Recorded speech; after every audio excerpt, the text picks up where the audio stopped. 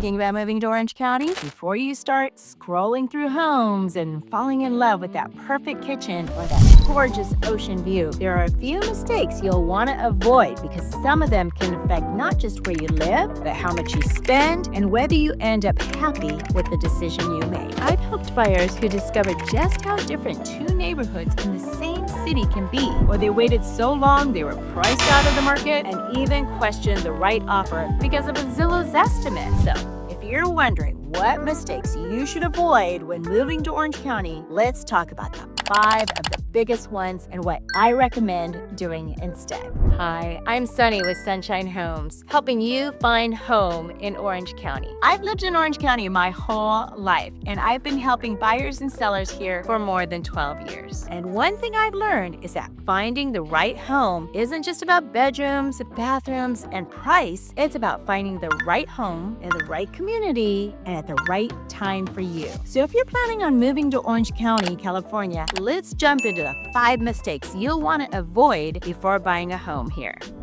Mistake number 1, judging a city without really understanding the neighborhood.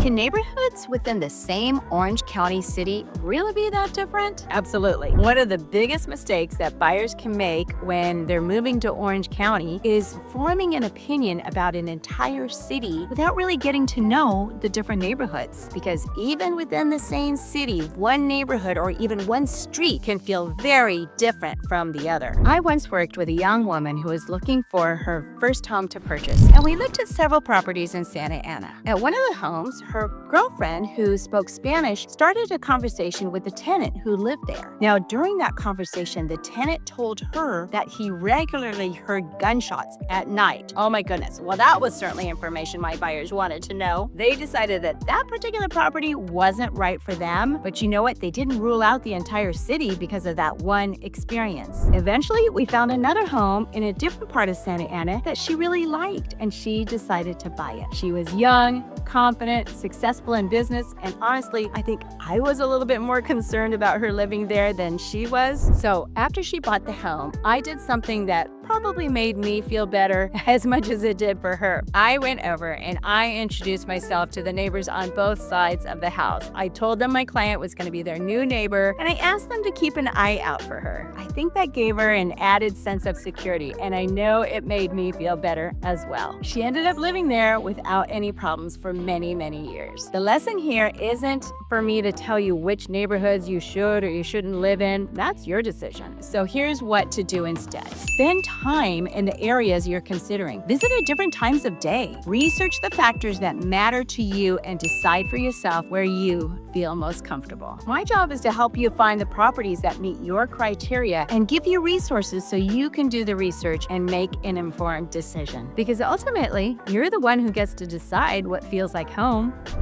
Mistake number 2, shopping at the top of what you qualify for. Should you spend the full amount you're pre-approved for? Not necessarily. Here's something that's really important for buyers to understand. Just because a lender says you can qualify for a certain amount doesn't necessarily mean that that's what you should spend. I'm working with buyers right now who could potentially qualify for a home up to around $800,000. But when we talked about what they were actually comfortable spending, they really wanted to stay closer to $600,000. And I think that's an important distinction. We found a home listed at $599,000 that they really liked. There were multiple offers, so they ended up offering $630,000 and ultimately went to $640,000 in a multiple counter situation. And they got the house. Because they hadn't started at the very top of what they could qualify for, they still had some wiggle room. When they found the right house and needed to be more competitive, they had the ability to go up in price while keeping themselves in a range that they felt comfortable in. And your purchase price isn't the only number you need to consider when buying a home in Orange County. Depending on where you're buying, you may have HOA dues, Melrose, or other assessments, property taxes, homeowners insurance, and different maintenance costs as well. All of those factors affect what you're actually going to be spending each month. So how much house should you buy in Orange County? Before you start looking at homes, know 2 numbers. What can you qualify for, and what are you actually comfortable in spending? Those aren't necessarily the same number. And make sure you're looking at the whole monthly complete picture, not just the purchase price or mortgage payment. My job isn't to get you to spend as much as you possibly can. It's to help you buy a home that makes sense for your life and your budget. Mistake number 3, focusing on the house before the lifestyle.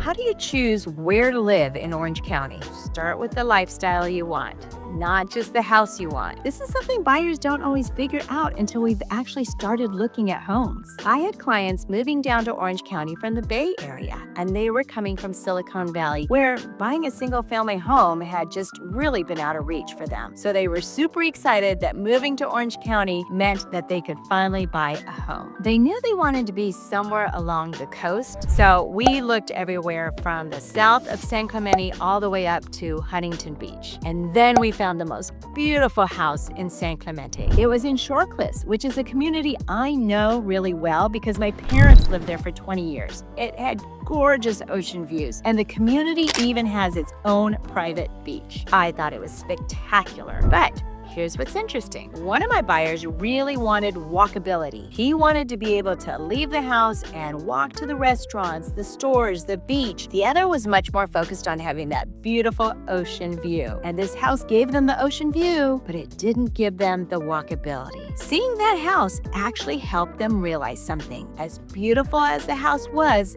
the way they wanted to live was more important for them. They ultimately bought a house in Laguna Beach where they could walk everywhere. And that's why I think it's so important, especially when you're relocating to Orange County from somewhere else, to think beyond the house itself. Here's what to do instead. Before you make your list of how many bedrooms and bathrooms and the square footage, make a list of how you actually want to live your life. What do you want to do on Saturday mornings? What do you want them to look like? Do you want to walk to coffee or restaurants? Do you want trails nearby? Do you want to be close to the beach? Maybe you want a bigger yard. Would you rather have newer construction and community amenities? Or do you prefer an older home in an established neighborhood? And remember, sometimes you have to see a few homes before you realize what really matters to you. Don't just ask, what kind of house do I want? Ask, how do I want to live?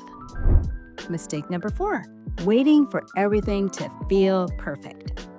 And this one is close to my heart because I watched it happen to a client. I met a single mom at one of my open houses and we immediately hit it off. She had 2 daughters and really wanted to buy a home for the 3 of them. Now, this woman worked hard. She worked full-time at Costco and also worked as a waitress, and she had managed to save a really good down payment. So we started looking for a condo within her budget. The problem wasn't that she wasn't financially prepared. She was scared. We would find possibilities, but when it came time to actually write the offer, she just couldn't quite pull the trigger. We looked for several months and eventually she decided to stop looking. About a year later, she called me and she said she was ready to try again. But by then, the prices had gone up and she was literally priced out of the market. She was so disheartened because she had done everything right. She had worked hard, she had saved, but while she was waiting to feel completely comfortable, the market had changed. Fortunately, that's not where this story ends. By that time, one of her daughters had graduated from high school and was working full-time as a vet tech. They talked about it and they decided they could buy the house together. That put them back on the market. And eventually, I found them a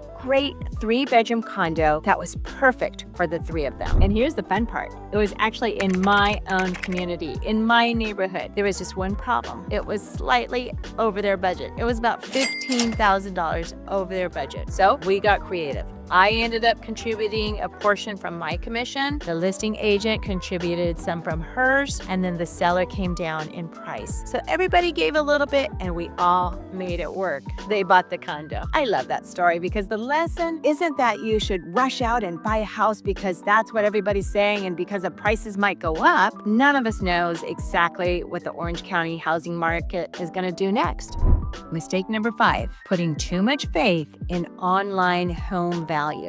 Are Zillow's estimates accurate when buying a home? They can be useful data point, but they shouldn't be the only thing you use to decide what a home is worth. Remember those buyers I told you about earlier who could qualify for around $800,000 but were much more comfortable in shopping closer to $600,000? There's another part to that story. When we got into the seller multiple counter situation, they had to decide whether whether they were comfortable in increasing their offer. And the husband kept coming back to one number, the Zestimate. I think the Zestimate at that time was somewhere around $583,000. So understandably, he's looking at that number and thinking, why would we offer $640,000 for a house that Zillow says is worth only $583,000? So we had to talk about, what does that number actually mean? Here's a funny little bit of history. When I first got into real estate, my then husband Art was also in real estate. He's a broker. So Art ended up going to work for Zillow. He was there for about 3 or 4 years and became one of their top salespeople. And you know what?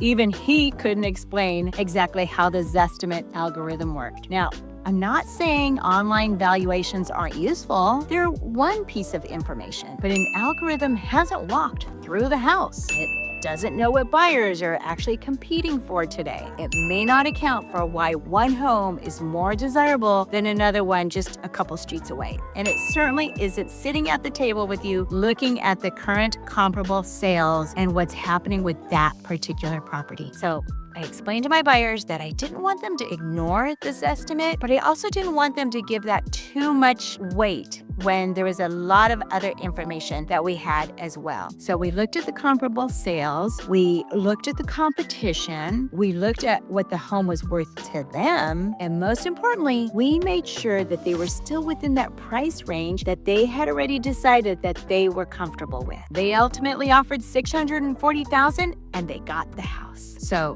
what do you do instead? How do you determine what a home in Orange County is actually worth? Use Zillow, use Redfin, use the online tools available to you. I do. But don't make a buying decision based on one automated number. Look at the comparable sales. Look at what's happening in the current market. Look at the competition for that particular home, and then decide what that home is worth to you and whether it still fits in that budget that you've already established. Just remember, an online estimate is a data point. It isn't an appraisal. What are the biggest mistakes to avoid when moving to Orange County? Number 1, judging an entire city without understanding its individual neighborhoods. Number 2, shopping at the maximum amount you qualify for instead of the amount that you're comfortable in spending. Number 3, focusing on the house before deciding on what kind of lifestyle you want. Number 4, waiting for everything to feel perfect. And number 5, relying too heavily on online home valuations like Zillow or Redfin. The good news is that every one of those mistakes is avoidable with a little preparation and the right information. And if you're planning on moving to Orange County, California, and you're trying to figure out where to live,